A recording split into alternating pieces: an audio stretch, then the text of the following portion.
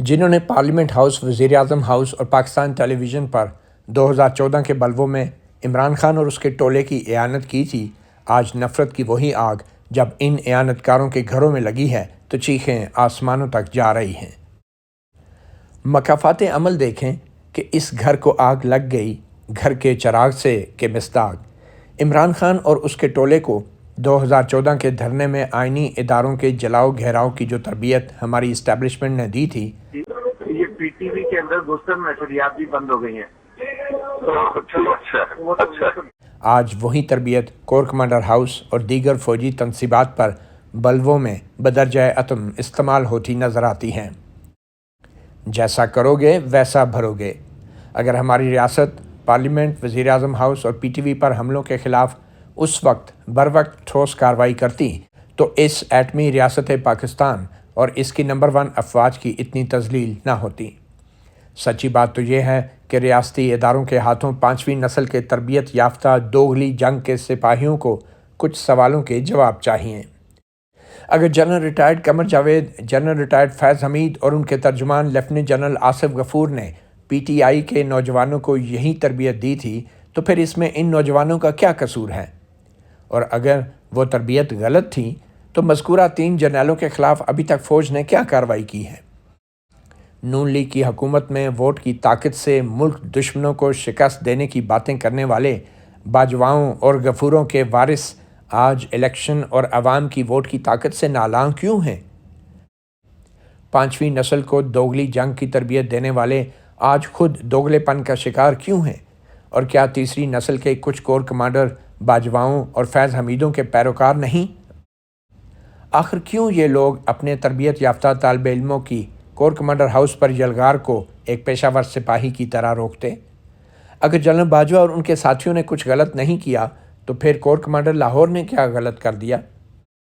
جہاں تک ہمارے فوجی شہیدوں اور نشانان حیدری کے مجسموں کی بے حرمتی کا تعلق ہے تو وہ یقیناً انتہائی قابل مذمت اور قابل گرفت بات ہے۔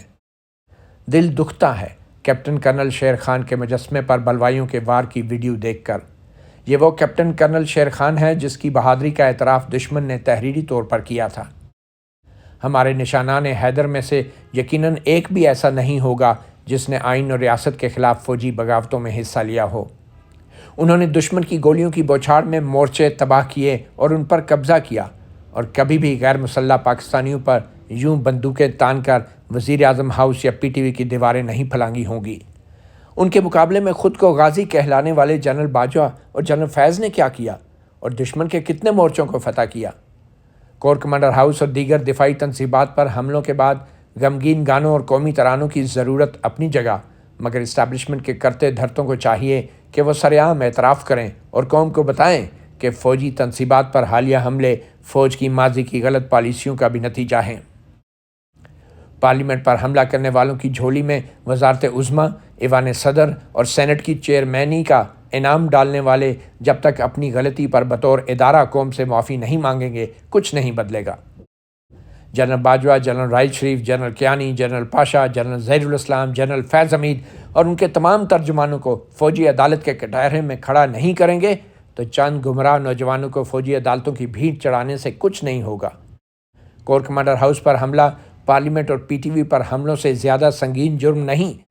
اس کو اچانک جناح ہاؤس کا درجہ دینے سے جناح کے بنائے ملک کی پارلیمنٹ کی حیثیت کم نہیں ہو جاتی۔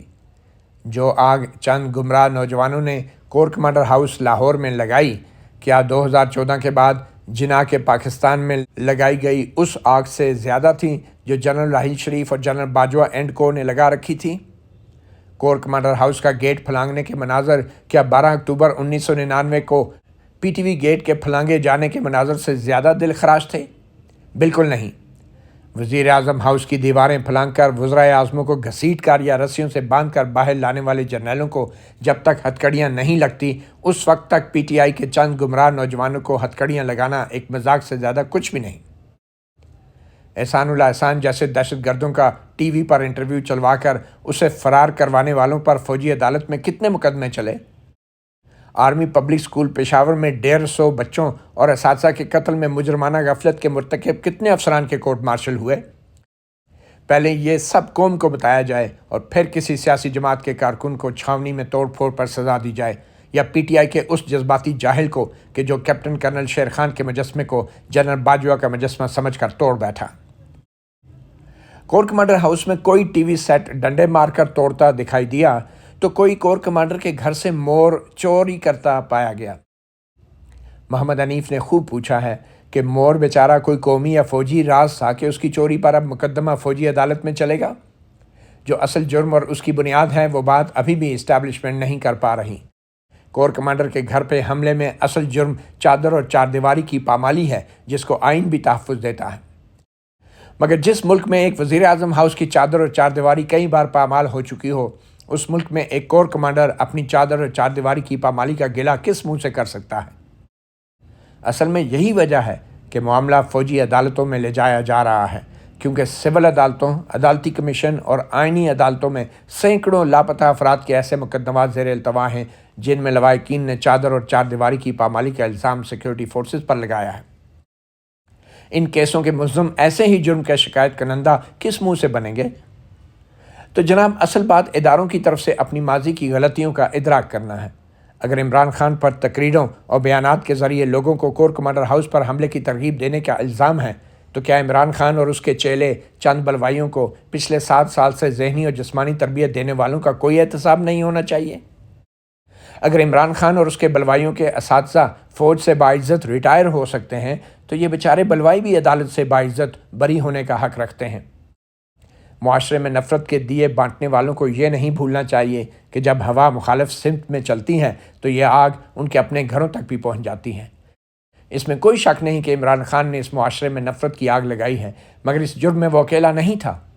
پاکستانی سیاست میں مائنس عمران خان یا مائنس نواز شریف کی بجائے اس مائنڈ سیٹ کو مائنس کرنے کی ضرورت ہے جس کا نام general Bajwa, general Raheel Sharif, general فیض اور جنرل ظہیر الاسلام ہے۔ اگر ان جرنیلوں کا احتساب نہیں ہوگا تو پھر پوری قوم خوبصورت مور یا اس کے مالک کے ساتھ نہیں، بدصورت مور چور کے ساتھ کھڑی ہونے میں حق بجانب ہوگی۔ سوال یہ بھی اٹھے گا کہ آئینی عدالتوں کو ٹیشو پیپر کی طرح سیاسی مقاصد کے لیے استعمال کر کے اب انہیں اپنی تنصیبات پر حملوں کے مقدمات سننے کے قابل بھی اگر نہیں سمجھا جا رہا تو قصور کس کا ہے؟ آئینی عدالتوں کے بہتے پانی کو گدلا کر کے وضو کے قابل بھی نہ چھوڑا گیا، اور اب فوجی عدالتوں کی سوکھی مٹی سے عدل تیمم؟ آخر کیوں؟ مطیع اللہ جان، MJ TV۔